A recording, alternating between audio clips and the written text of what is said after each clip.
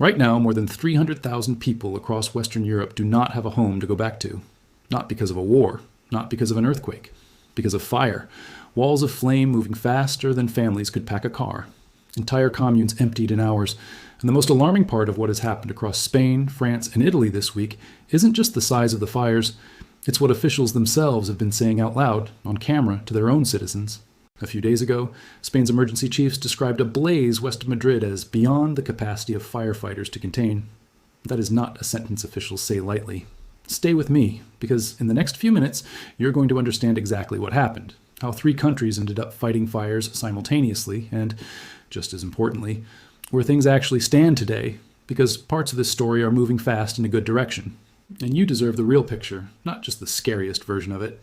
Let's start with Spain, because what happened around Madrid this week is the kind of thing that hasn't been seen there in years. The Spanish government activated a national state of emergency for the Madrid and Avila regions, the country's first such declaration specifically over wildfires, and only the second national emergency declaration of any kind since a nationwide blackout back in 2025. By the weekend, that emergency status had been extended to cover Toledo as well. The worst of it centered west of Madrid, where 2 separate fires, one burning in Avila province, one in Madrid province, grew so large, so fast, that they merged into a single unstoppable front. At the point they combined, the blaze had already consumed around 15,000 hectares across the 2 provinces. Spain's Secretary General for Civil Protection and Emerge, Wayne Ciais, Virginia Barconis, described fire crews battling a combined perimeter of roughly 280 kilometers stretching across Madrid, Avila, and Toledo, with about 77,000 hectares burned across those 3 regions combined. In Avila alone, one blaze grew to more than 50,000 hectares. According to Spain's Minister for the Ecological Transition, Sarah Agassiz, the largest single wildfire in the country's recorded history. This wasn't handled by ordinary civilian fire services. Spain deployed its military emergency unit, the UME, a force that only gets activated for catastrophic scenarios where civilian capacity is overwhelmed. Around 1,200 vehicles were sent into the Madrid fire zone and another 400 into Avila. Greece sent CL-415 water bombing aircraft to help. At least 63,000 people were evacuated across Madrid, Toledo, and Avila combined, with the Interior Ministry also suspending agricultural machinery work in all 3 regions because of the fire risk. Separately, a fire broke out near Val du Huichot in Castellón province, spreading into the Sierra de Espadán Natural Park, burning around 6,500 hectares and forcing roughly 18,000 more evacuations. And northeast of Madrid, a blaze that started in the Sierra Norte Natural Park near Guadalajara burned through more than 32,000 hectares of pine forest, forcing dozens of villages to evacuate. Pine forest that, once gone, typically takes 40 to 60 years to fully regrow. At least one death has been confirmed. A 78-year-old man killed in a fire near Manises, close to Valencia. More than 30 sections of road were closed across 7 provinces at the height of the crisis. Here's the part most breaking news coverage is racing past. Spain's fires are now largely being brought under control. Prime Minister Pedro Sanchez told reporters that containment efforts were developing very positively, while still cautioning that difficult hours remained ahead. Lieutenant Colonel Alfonso Arribas, who commands the UME's response, said the entire fire front around Madrid and Avila could effectively be considered contained, with crews now mopping up a handful of remaining hotspots. That's a real, meaningful shift from where things stood at the peak of the crisis just days earlier. It hasn't undo the damage already done. Tens of thousands of hectares of forest, dozens of communities upended, at least one life lost. But it matters for anyone trying to understand where this actually stands today, not 4 days ago. Now, here's where the story gets even more staggering, because what happened in southwestern France is being described by officials in terms usually reserved for wartime. It started in the Gironde department southwest of Bordeaux, when a fire broke out near Salmos. A second fire ignited the next day near Biscarrosse in the neighboring Landes department.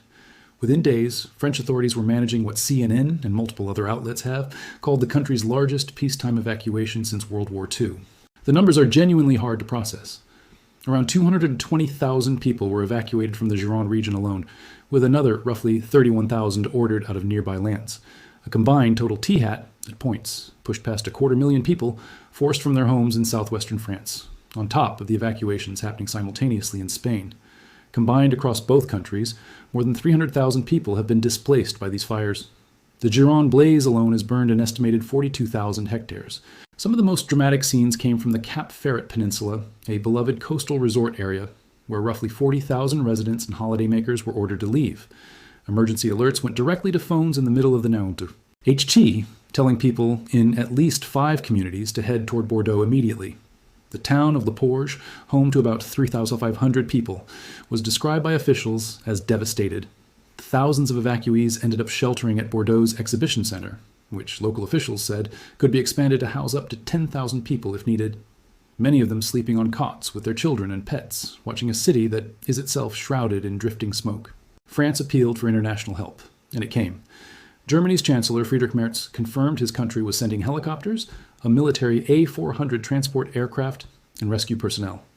France's own response included a large military cargo plane dropping flame retardant on the fire zone near Bordeaux, an operation serious enough that organizers slashed the final security detail for the last stage of the Eight Tour de France in order to redeploy officers to the fire response instead. The A63 motorway, a major route toward Spain, was closed entirely, with drivers rerouted onto the A20 and A64. Gironde's local authorities went as far as banning children's summer camps, scout camps, and holiday stays for people with disabilities for the duration of the emergency. As of the most recent official update, firefighters had managed to stop the Gironde fire from spreading further overnight, though authorities described conditions as still unfavorable, with crews shifting to reinforcing fire breaks along the fire's edges using aerial support.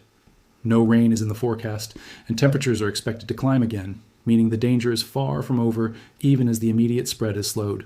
And yes, the wine country angle is real, and it matters. The Gironde fires are burning through the Landes forest, the largest planted forest in Western Europe, made up overwhelmingly of resin-rich maritime pine, about as flammable a tree species as exists in Europe. That forest sits at the edge of the world-famous Bordeaux, UX wine region.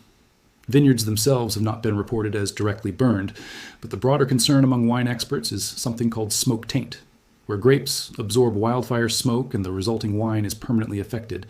With the fires still active and smoke still drifting over the region, it's simply too early to know what this means for the 2026 vintage.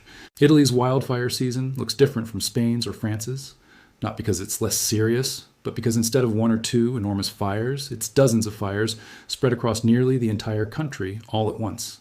Sicily has been at the center of it. Since mid-July, the island's regional fire operations room logged more than 1,000 separate firefighting interventions. On a single day in late July, Sicily's operations center received 344 requests for help in 24 hours.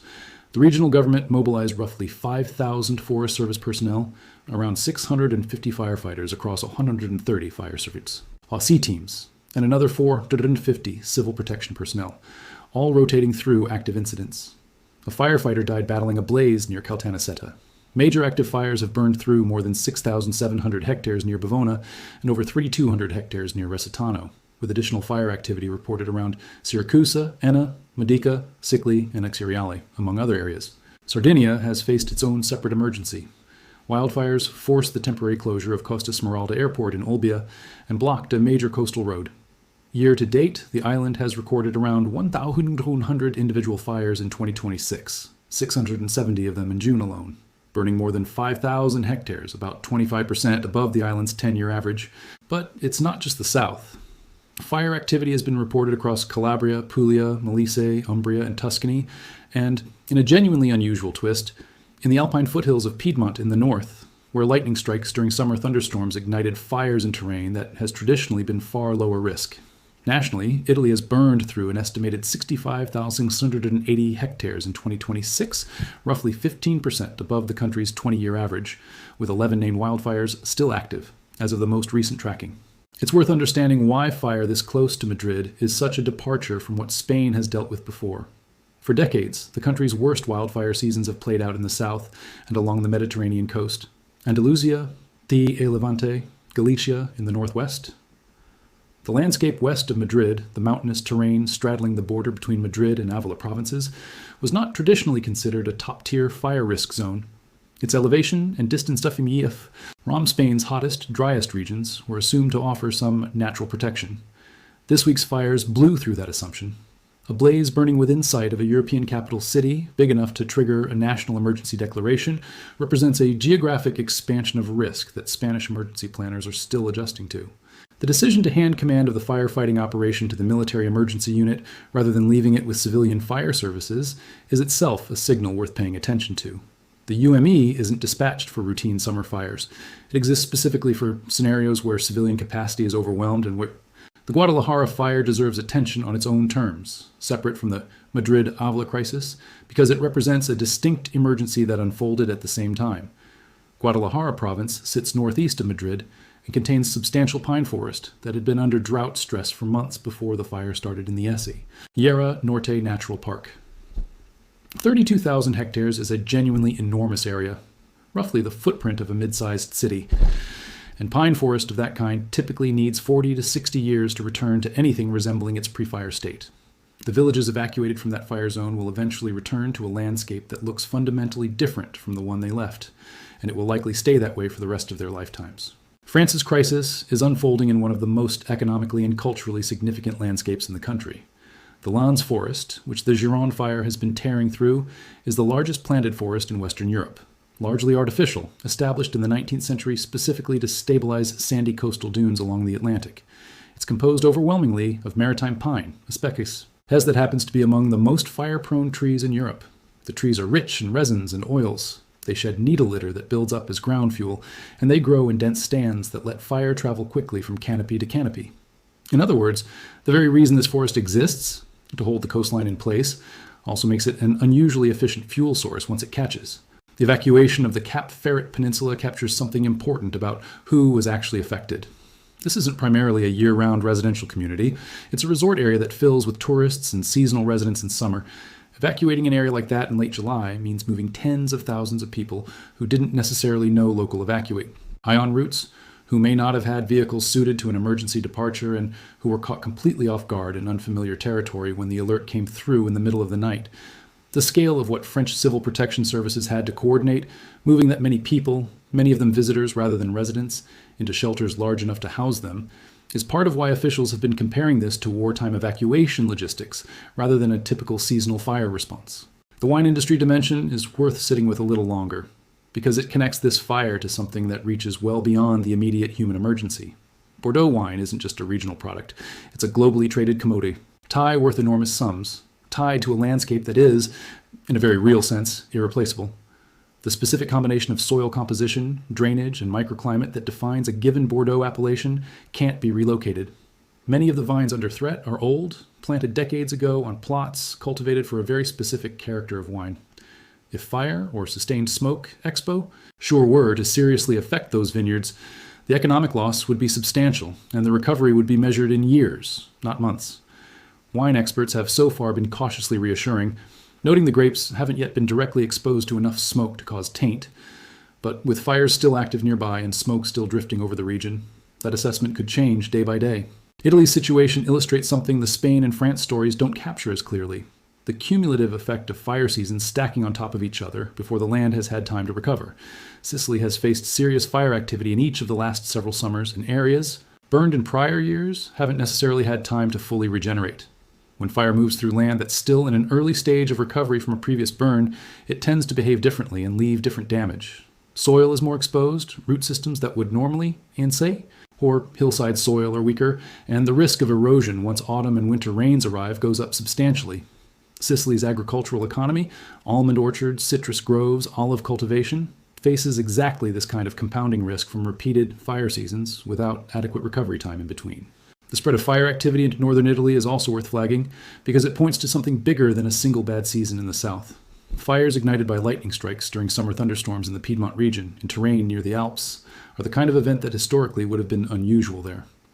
Recording temperatures above 13 degrees in Alpine, foothill towns, and fire risk extending into terrain that traditionally sat well outside the country's highest risk zones is a sign that the geography of fire risk in Italy is shifting northward, not just intensifying in its usual southern hotspots. Here's what ties Spain, France, and Italy together, and what most headline coverage skips past. This isn't three unrelated disasters that happened to line up in the same week. It's one weather system driving all three. Southern and Western Europe have been sitting under a punishing, record-setting heat wave that has refused to move on. According to Europe's Copernicus Climate Monitoring Service, France has already experienced roughly 3.4 times its annual average number of fires so far in 2026, and Spain around 1.7 times its average, even before this week's peak. Researchers studying the region have pointed out that this year's fires are consistent with exactly what climate scientists have been warning would happen. A wetter than usual winter grew abundant vegetation, and then a brutal, prolonged heat wave dried all of that vegetation into tinder almost simultaneously across 3 countries. That combination matters more than any single hot day. Vegetation that's mildly dry is hard to ignite. Vegetation that's severely dry after months without meaningful rain behaves more like kindling than living plant matter. A single spark or ember can travel and ignite new fronts far faster than firefighters can reposition.